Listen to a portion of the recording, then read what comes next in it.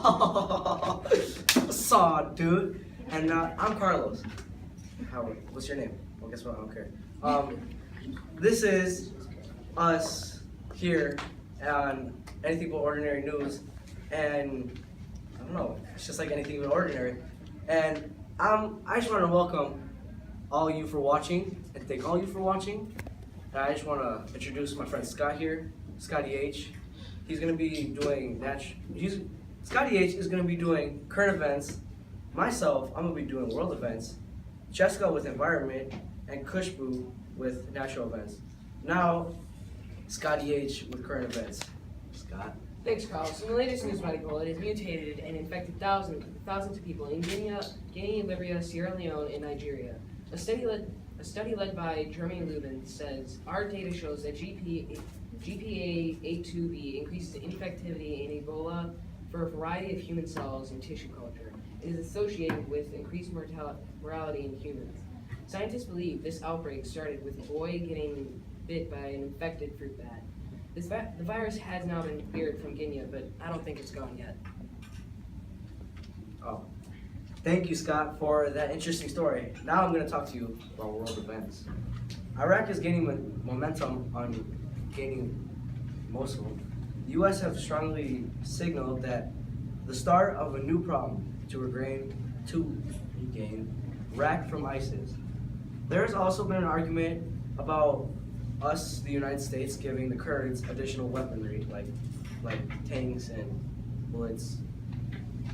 But my next story is about global warming. Because of the global warming, the mighty Arctic sea ice is melting rapidly. The temperature has increased twice the rate as fast as our globe, due to the influx of greenhouse gases in the 20th century.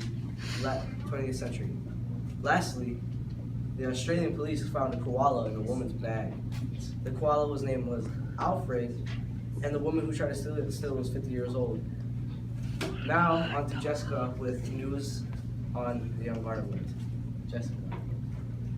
Our world is slowly disappearing. The environment is getting smaller every day, and our species are becoming extinct.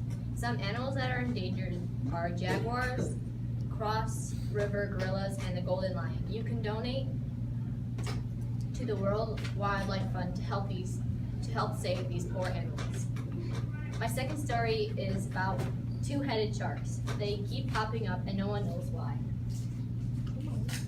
A fisherman found a pregnant shark that was beached. He opened her stomach to find a shark with two heads known as conjoined twins. Scientists have found a fatal fungus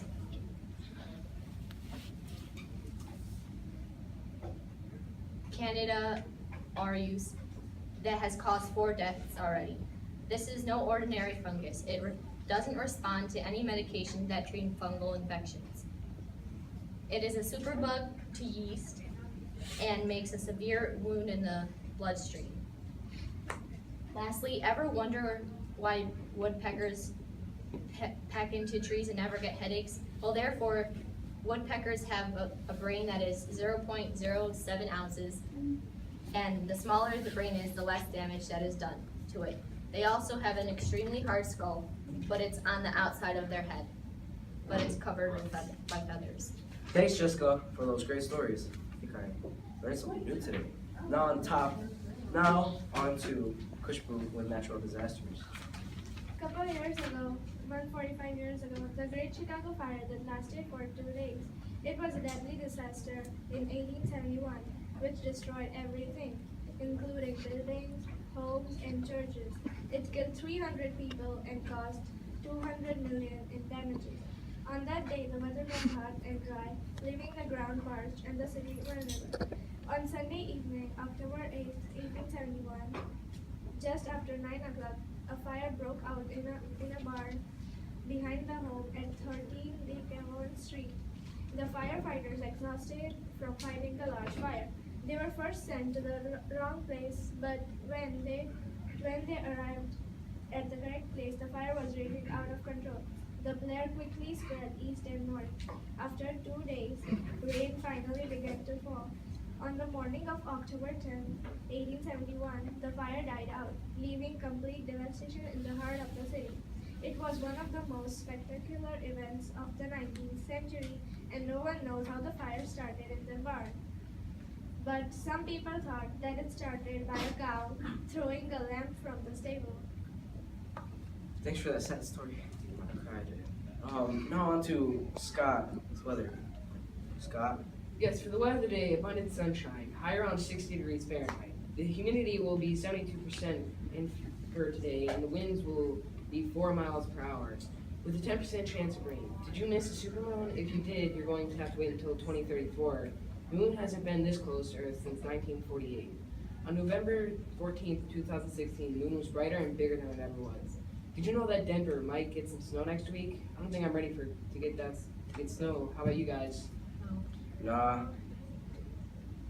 Well, that's it. That's all for today. Tune in next time on Anything Ordinary News.